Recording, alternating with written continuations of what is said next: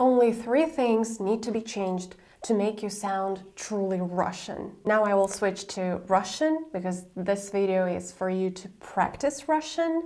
But here there will be subtitles, and somewhere here you can turn on the translation into your language. Итак, буду говорить по-русски, как обычно, не переживайте. Привет-привет, меня зовут Мария, я преподаю русский язык иностранцам. И на этом канале я фокусируюсь на русском произношении. Совсем недавно, в 2024 году, вышел фильм, который называется «Анора». Это фильм американского режиссера Шона Бейкера. И этот фильм прогремел, да, то есть стал очень ярким, в том числе из-за того, что в этом фильме снялось много российских и русскоязычных актеров.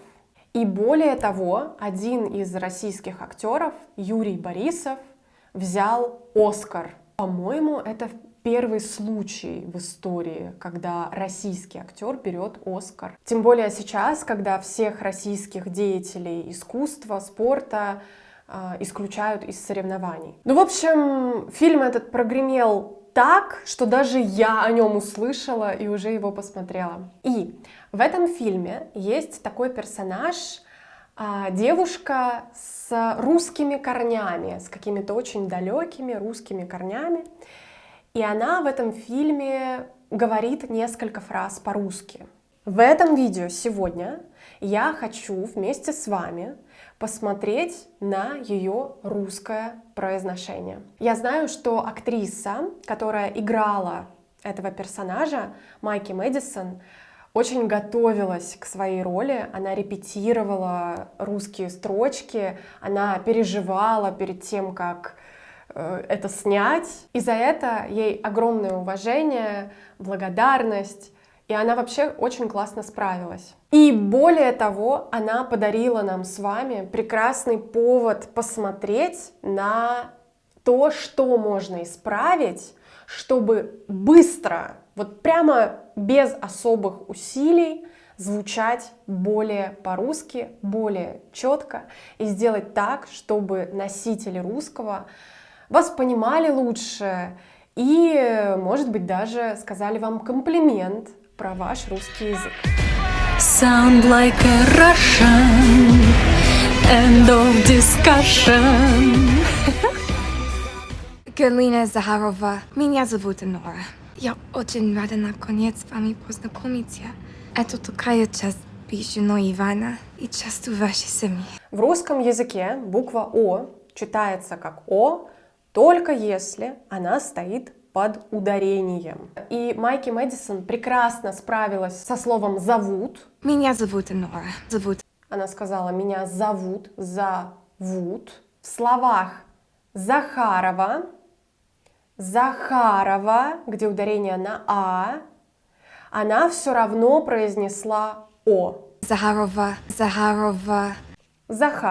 Второе такое слово — это «наконец». Наконец. А у нее мы слышим Очень рада наконец с вами познакомиться. Наконец, слово «это». Это такая часть. Это. И ни в коем случае не «это». Вот если вы уберете все безударные «о» из вашей речи, то вы уже будете звучать гораздо более по-русски, гораздо естественнее, и вы редуцируете свой иностранный акцент очень сильно. Второе, что сразу можно исправить быстро и нетрудно. Когда иностранцы повторяют, пытаются скопировать русскую речь, часто мы слышим такие вещи. Меня. Меня зовут. Между мягким «ня» и «я» они добавляют «й». Этого делать просто не нужно. Там два звука. «ня», «а», «ня», «ня», «меня». Другое такое слово — это «наконец». «Наконец» мы у нее слышим. Она добавляет этот «и» между «ня» и. А нужно просто «наконец». «Не». не, нец, наконец. И третье словечко, это слово «познакомиться». Вам часто хочется, вам, мои студенты, я имею в виду, хочется произнести вот это сочетание «т» с «я», как «тся». Хочется вот эту «я» там вставить, да? Познакомиться, познакомиться. Но в реальности это звучит как «ц-а», ну или «ц-а», потому что последний гласный звук обычно не под ударением находится. Познакомиться, «ц». Так, я сказала вам про 3 пункта, ну, давайте третьим пунктом будет звук «р». Галина Захарова. Меня зовут Нора. У Майки Мэдисон американский «р». Оно «ра». А чтобы произнести русский звук «ра», достаточно вспомнить, опять же, американский звук. Например, в слове «city», «city», «city», «ре», «ре», «ре», «ре», «ре», «ре». Вот этот flap «t» очень сильно похож на русский «ра». Если бы она заменила просто звук «р» на американский flap «t», то получилось бы «анора», «рада». Получится звук, который очень похож на то, что вам нужно. Мои участники Russian Shadowing Chat знают, что я не только критикую, не только раздаю комментарии, но и подчеркиваю то, что классно получилось. У Майки Мэдисон замечательно получилось слово «зовут», как я уже сказала, там она не произнесла «о». У нее отлично получилось «с вами». Часто иностранцы произносят «с вами». Часто хочется сделать «с» звонким «з». Здесь глухой «с» остается глухим «с вами». Еще мне понравилось ее «быть женой». «Быть женой». Слила 2 слова и редуцировала «ж» на «ж». Быть женой. Если вам интересно, у меня есть еще 3 пункта, которые я хотела бы разобрать вместе с вами. Но перед этим с гордостью, волнением и радостью, жалко, что в русском языке нету слова excited, приглашаю вас на мою программу по работе с вашим произношением. Для того, чтобы на нее попасть, нужно подписаться на меня на Патреоне или Бусти. В полную программу входит 3 недели практики в Russian Shadowing Chat, доступ к аудиотренажеру. Это такой аудиотренажер, знаете, в форме подкаста. Там вы сможете тренировать практически любой аспект русского произношения. В данный момент в аудиотренажере уже есть упражнения на звук «ш», «ш» с мягким знаком, на звук «р» в разных позициях, на звук твердый и мягкий «л», «ля».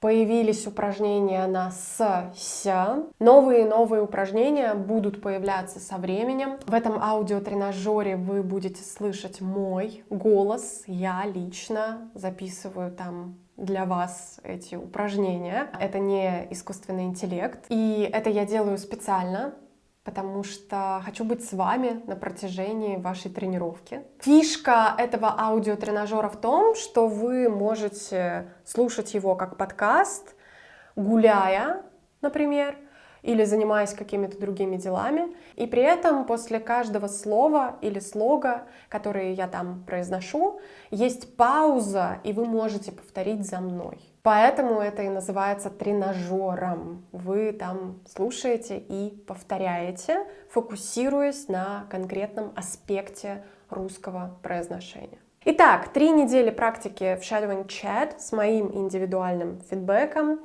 с доступом к аудиотренажеру. Затем каждый месяц выходит дополнительное видео, где мы разбираем какой-то более крупный диалог из фильма, из шоу. И затем каждый месяц у нас будет групповая встреча, где мы будем повторять все пройденное, будем повторять слова, лексику, которую мы встретили. И, конечно, будем тренировать какой-нибудь аспект русского произношения. Если хотите прокачать свое произношение, если хотите лучше понимать русский язык, такой высокого уровня, да, русский язык носителей, если хотите раскрепоститься, научиться работать на камеру, а у нас там и такое уже происходит. Знаете, был серьезный человек, а стал игривый артист. Такие случаи у нас там тоже бывают. Так, ну а мы с вами продолжаем. Что еще? Над чем еще можно было бы ей поработать? Но вот те комментарии, которые я дам сейчас, это уже более высокий уровень. Для того, чтобы проработать эти моменты, придется потренироваться хорошенько. Речь идет про звук «ч» и вообще про мягкие согласные. Очень. Очень. Ч, не. Мягкие согласные. Там другая позиция языка нужна. Честь. Ч, ся, тя. Все согласные полатализованы, мягкие. У Майки мы слышим chest. Словечко частью. И часто.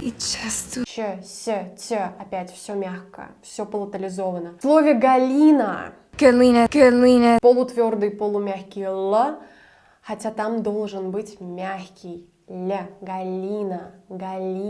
Надеюсь, вам было интересно, полезно, забавно, любопытно, приятно и так далее по списку. Пишите комментарии, задавайте вопросы. На самые интересные вопросы я отвечаю целым коротким видео каждую неделю. Желаю вам прекрасной недели, желаю получать удовольствие от изучения языка.